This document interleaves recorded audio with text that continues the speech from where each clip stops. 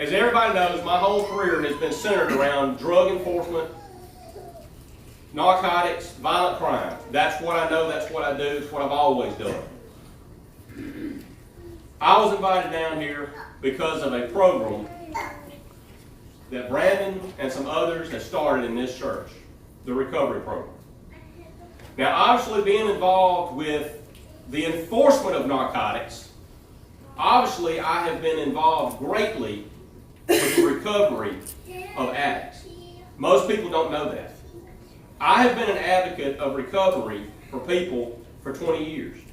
But I'll be the very first one to tell you, there's not an addict in the world. You could give any addict in the world $1 million and send them to the finest drug rehabilitation program in the world.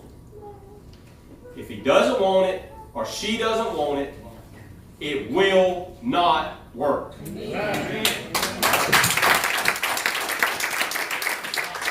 It only works when an addict makes up his mind or her mind, I'm done with this, I want a new playground, and I want new playmates. Yeah. The only time I have ever seen a recovery program work from day one through the rest of their life is when they accept Jesus Christ as their Lord and Savior. Amen.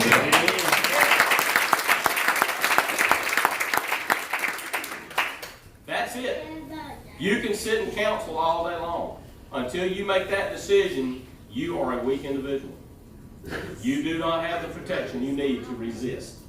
I have seen addicts be drug-free for 3, 4, 5 years. Get around the wrong people on the wrong Saturday night, and it starts all over again. And usually worse than it was before. But the program that has been started here, when I came here and I listened to Tommy and others speak, my heart was moved more for the working of God in this church and for those people than it has been in my lifetime. It is one of the most powerful programs I have ever seen. And we see all the time some great program got started somewhere in California, New York, Washington, D.C., Houston, Texas, wherever. Some big, huge city. Who says it cannot start in Monroe County, Alabama?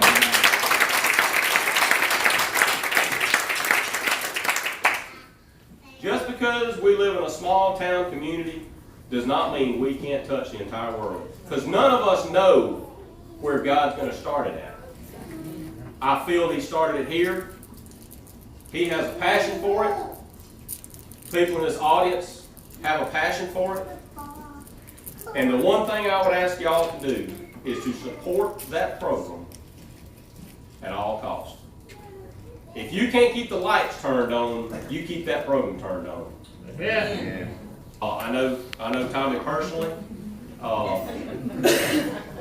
and I will say this. I'll say this about him because he speaks to y'all a lot. He was one of the biggest go-getters I ever tried to go get.